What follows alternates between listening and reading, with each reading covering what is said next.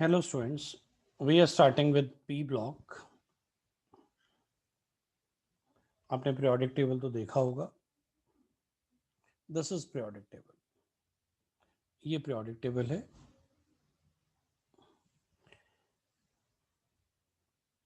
इसमें ये जो पार्ट है ये है S block, जो कि ऑलरेडी हम पढ़ चुके हैं. अब हम मार्क कर रहे हैं P block को. This is P block. आप हीलियम को बीच में लेना चाहें तो ले सकते हैं, वैसे वो एक्सेप्शन होती है. अब इसके हम दो पार्ट्स कर देते हैं. ये जो पार्ट है, जस्ट अ मिनट प्लीज, अगर हम ये वाला पार्ट लें जिसको हम डार्क कर रहे हैं, ये +2 में, ये वाला पार्ट +2 में है. तो फिलहाल नहीं पढ़ना. +1 में तो सिर्फ हमारे पास जो है वो boron family and carbon family है. जो डी ब्लॉक है, D block is this.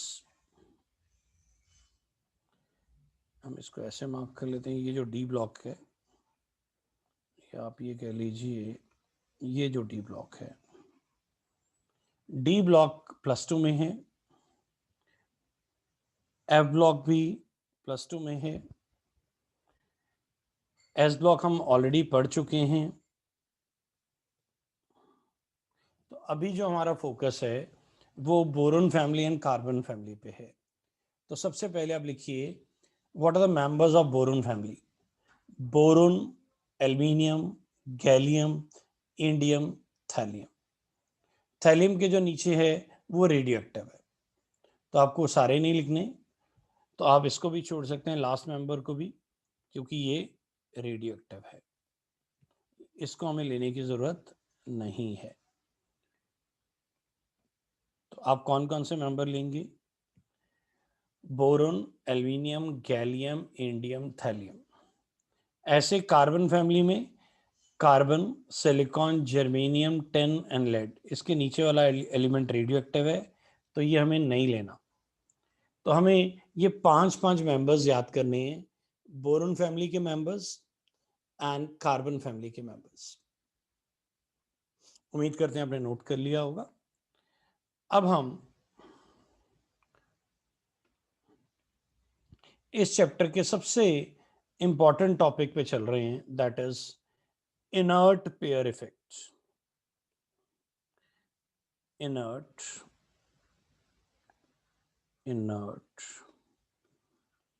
Pair effect. Inert pair effect. S block and P block are very small chapters of +1. इसमें every question is very important.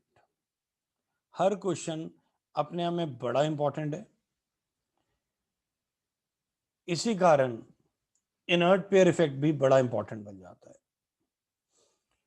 Inert pair effect है क्या, पहले तो हमें यह समझना है. देखिए, हमने पढ़ना है what is inert pair effect, what is the cause of the inert pair effect, what are the effects of inert pair effect. Inert pair effect होता क्या है,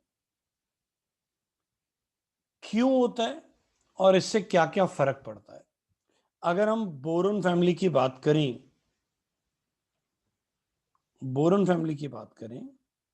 boron aluminium, gallium, indium and thallium. अगर हम नीचे की तरफ जाते हैं, बोरोन की जो वैलेंसी होती है वो +3 होती है. बोरोन की जो वैलेंसी होती है वो +3 होती है.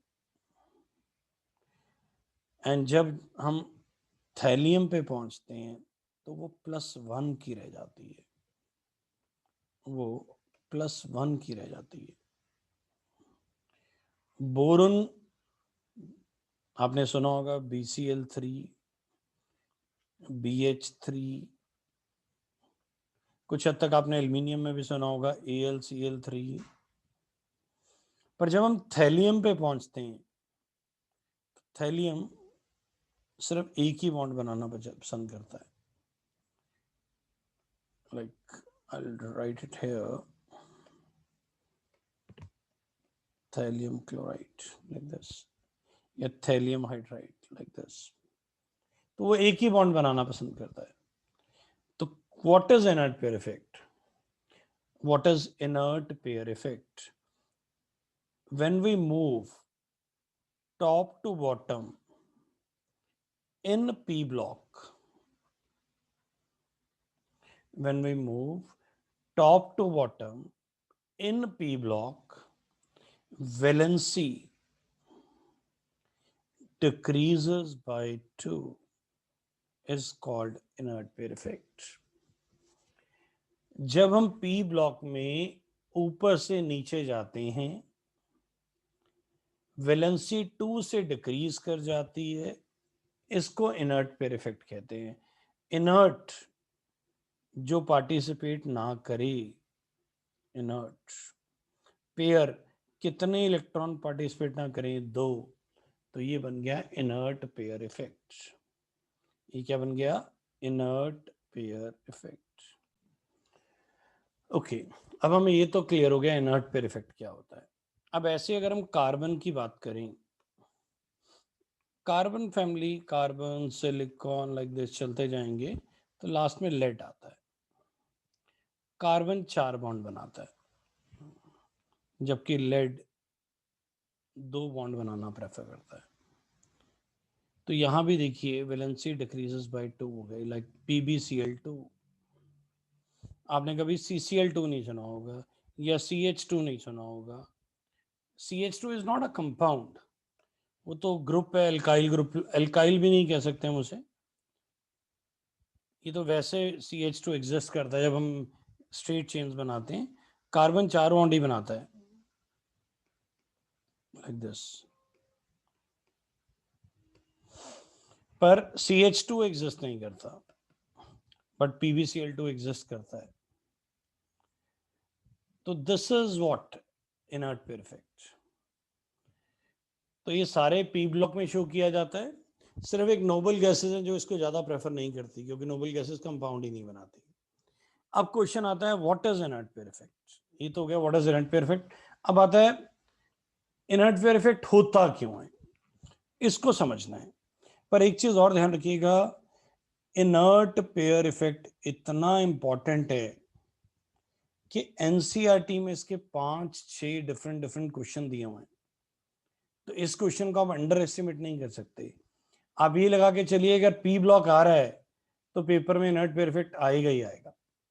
आइए अब हम इसको समझते हैं इनर्ट पेयर इफेक्ट क्या होता है. सब पहले तो हमें इलेक्ट्रॉनिक कॉन्फ़िगरेशन बनानी पड़ेगी. 1s2 2s2 2p6 3s2 3p6 3d10 4s2 4p6 4d10 4f14 5s2 5p6 5d10 5f14 6s2 6p6 6d10 6f14 7s2 7p6. इसे आगे आप लिख सकते हैं, पर ज़रूरत नहीं पड़ेगी हमें. 7d10 7f14. अब हमें इसके लिए लाइंस ड्रॉ कर लेते हैं, थोड़ा कलर चेंज कर लेते हैं लाइक दिस. आप चाहें तो एरो भी बना सकते हैं. ये लीजिए एरो बना देते हैं.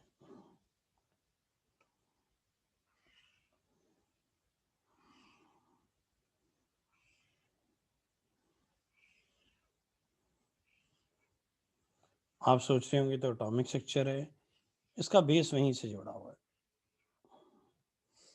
आइए बस हमें यहाँ तक चाहिए. तो पहले हम लिख रहे हैं 1s2 2s2 2p6 3s2 3p6 4s2 3d10, then 4p6, then 5s2, 5s2 के बाद आपका आ गया 4d10, 5p6, 6s2, 5f14, then 6s2 के बाद आपका आया, just a minute please, 6s2 के बाद आएगा आपका 4f14, then 5d10, then 6p6, then 7s2, then 5f14, then 6d10, 7p2, ये 7p1। हम बात कर रहे हैं थैलियम की। ये थैलियम की कॉन्फ़िगरेशन है। जो आपका बोरोन था, बोरोन तो सिंपल था, बोरोन था 1s2, 2s2, 2p1। तो ये था बोरोन। 3 बॉन्ड क्यों बनाता था? क्योंकि इसके बाद 3 वैलेंस इलेक्ट्रॉन थे, 2s2, 2p1। अब देखिए क्या समझिए, देखिए 2s और 2p में कोई गैप नहीं है, 3s 3p में कोई गैप नहीं है, 4s एंड 4p के अंदर 3d आ गया, 5s 5p में कोई गैप नहीं है, सॉरी एक गैप है 4d। फिर 6s एंड 6p में देखिए क्या हुआ, पहले चेक कर लेते हैं। 6s2, 4f14, 5d10, 6p6, okay. और सबसे बड़ी बात, एक चीज और चेंज करनी पड़ेगी, thallium is 6s1, 6 not 7s1। 7s1 तो रेडियो एक्टिव हो जाता था, ये 6p1। अब इधर देखिए गैप, आप चेक भी कर सकते हैं। Boron is 2s2, 2p1, aluminium is 3s2, 3p1, gallium, boron, aluminium, gallium, gallium is 4s2, 4p1, indium, that is 5s2, 5p1, and thallium is 6s2, 6p1। अब इस चीज को समझिए, 2s और 2p में कोई गैप नहीं है, 3s 3p में कोई गैप नहीं है, 4s एंड 3d में गैप आ गया, 3d 4s एंड 4p में गैप आ गया किसका, 3d का। 5s एंड 5p में गैप आ गया 4d का। 6s एंड 6p में गैप आ गया 4d and 5f, 4f and 5d का। पहले यहां तक समझ आ गया होगा। जब हम पीरियोडिक टेबल में ऊपर से नीचे जाते हैं तो एनर्जी गैप बढ़ना शुरू हो जाता है, एनर्जी गैप बढ़ना शुरू हो जाता है। देखिए 2s 2p में कोई गैप नहीं है, 3s 3p में कोई गैप नहीं है, 4s और 4p में 3d आ गया, 5s एंड 5p में 4d आ गया, 6s एंड 6p में 6s एंड 6p में एनर्जी गैप और बढ़ गया। जब एनर्जी गैप बढ़ा, मैं आपको एक एग्जांपल देता हूं। 2 फ्रेंड्स हैं ए एंड बी, इन दोनों के मार्क्स में बहुत कम डिफरेंस है, तो ए की सिलेक्शन होगी तो बी की भी सिलेक्शन हो जाएगी, क्योंकि गैप बहुत कम है। तो जब एस बॉन्ड बनाता है, पी बॉन्ड बनाता है, तो एस पी बॉन्ड बनाता है, तो टोटल बॉन्ड बन जाते हैं 3। जबकि 6s और 6p में गैप बहुत ज्यादा है, बीच में कौन आ गया, 4f एंड 5d, गैप बहुत ज्यादा हो गया है। अब 6p तो बॉन्ड बना पा रहा है, बट 6s बॉन्ड नहीं बना पा रहा, उसकी एनर्जी बहुत कम हो गई है। ए के मार्क्स बहुत कम है, बी के मार्क्स बहुत ज्यादा हैं। अब बी की तो सिलेक्शन हो गई, ए की सिलेक्शन नहीं हुई। 6s की एनर्जी बहुत ज्यादा है, 6s की एनर्जी कंपैरेटिवली बहुत कम है। अब 6s बॉन्ड नहीं बनाएगा, अब 6s अगर बॉन्ड नहीं बनाएगा तो वैलेंसी डिक्रीजेस बाय 2 हो जाएगी। अब थैलियम के केस में 6s बॉन्ड नहीं बना रहा, कौन बॉन्ड बना रहा है? 6p। तो थैलियम एक बॉन्ड बनाना पसंद करेगा, वो 3 बॉन्ड बनाना पसंद नहीं करेगा, क्योंकि 6s बॉन्ड नहीं बना रहा। क्यों नहीं बना रहा? उसकी एनर्जी 6s के कंपैरेटिवली काफी कम हो चुकी। तो आप लिखेंगे, अब कॉज लिखिए, as we move down the group, as we move down the group, energy difference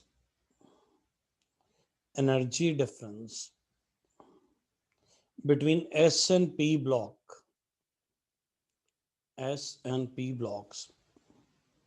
keeps on increasing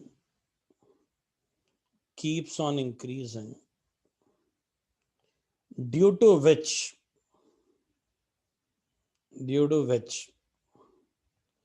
6s unable to form 6s2 unable to form bond formation,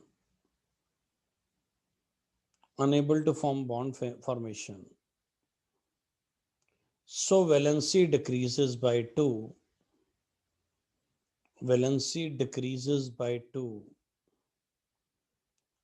It is called inert pair effect.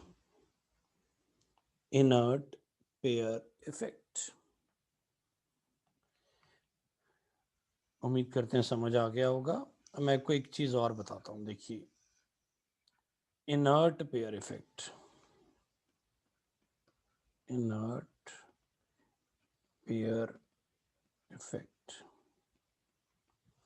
Inert का क्या मतलब होता है? जो bond ना बनाए, तो 6s bond नहीं बना रहा। पेयर क्या होता है? 2, 6s के 2 इलेक्ट्रॉन बॉन्ड नहीं बना रहे। इफेक्ट क्या हुआ? +3 वाली वैलेंसी +1 बन गई, +3 वाली वैलेंसी +1 बन गई, तो +4 वाली वैलेंसी क्या बन जाएगी? +2। अगर हम कार्बन की बात करें, कार्बन +4 शो करता है, तो लेड कितनी शो करेगा? +2। तो जहां पे CCl4 होता है, वहां PbCl2 होता है। ये सेम क्वेश्चन आपके बोरॉन फैमिली में भी एग्जिस्ट करते हैं, कार्बन फैमिली में भी एग्जिस्ट करते हैं। कहाँ CO2 होता है, ऑक्सीजन डबल बॉन्ड बनाता है ना, तो CO2 होता है, कहाँ PbO होता है। तो ये नोट कर लीजिए, ये इसके इफेक्ट्स हो गए। अब नीचे लिखिए नोट, NOTE नोट। नोट क्या है? अब अभी मैंने आपको बताया BCl3 TiCl, तो ऊपर +3 शो हो रहा है, तो नीचे +1 शो हो रहा है। तो नोट क्या है? The element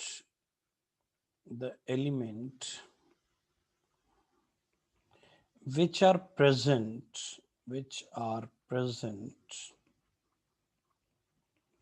at the top of the periodic table, top of P block,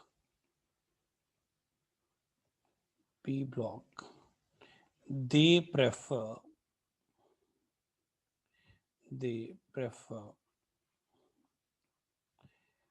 higher oxidation number.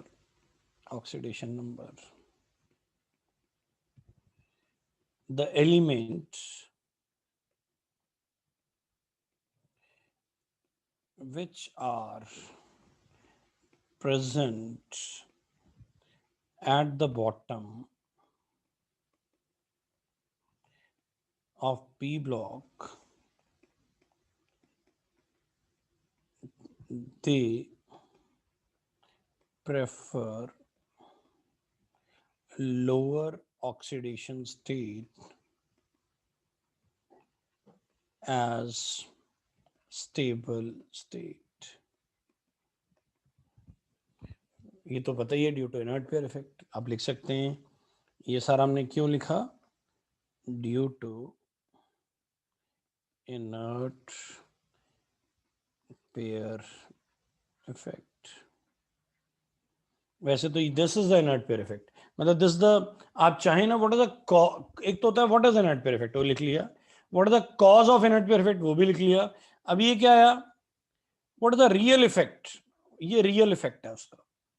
अब एग्जाम्पल के तौर पे अगर मैं आपसे क्वेश्चन पूछता हूं, which is more stable, BCl3 और BCl, तो आप चेक करेंगे बोरोन टॉप पे है कि बॉटम पे है, टॉप पे है. टॉप वाला क्या प्रेफर करता है, हाइयर ऑक्सीडेशन नंबर, तो ये स्टेबल है. अब आ जाओ, मैं कहता हूं TiCl और TiCl3,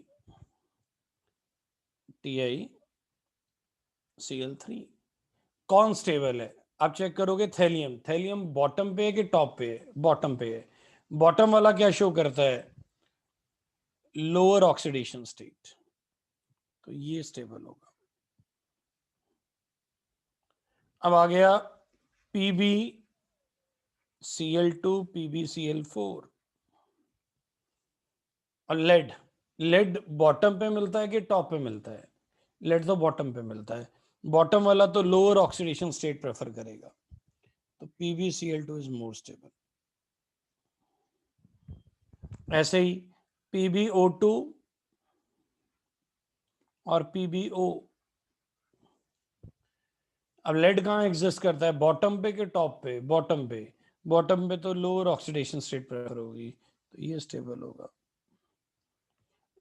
कॉज इसका इनर्ट पेयर इफेक्ट ही है, पर आपको ये पता होना चाहिए which is more stable. Paper में क्वेश्चन आता है कि विच इज मोर स्टेबल. अब देखिए CCl4 और CCl2, अब कार्बन बॉटम पे है कि टॉप पे है, टॉप में क्या होता है, हाइयर ऑक्सीडेशन स्टेट, तो ये स्टेबल है. This is for P block. तो ये मेजर, आप इसको ट्रिक कह लीजिए, इफेक्ट कह लीजिए, ये सबसे इंपॉर्टेंट चीज है इसकी. बुक में कहीं ऐसा नहीं लिखा होता, ये टीचर अपनी लैंग्वेज देता है आसान बनाने के लिए. ये हमने आपको ये लैंग्वेज दी कि आप आसानी से क्वेश्चन कर पाए. उम्मीद करते हैं सारा टॉपिक क्लियर हो गया होगा. इसमें सारे एनसीईआरटी के क्वेश्चन कवर कर दिए हमने जितने बन सकते थे. तो आज के लिए इतना ही. Thank you.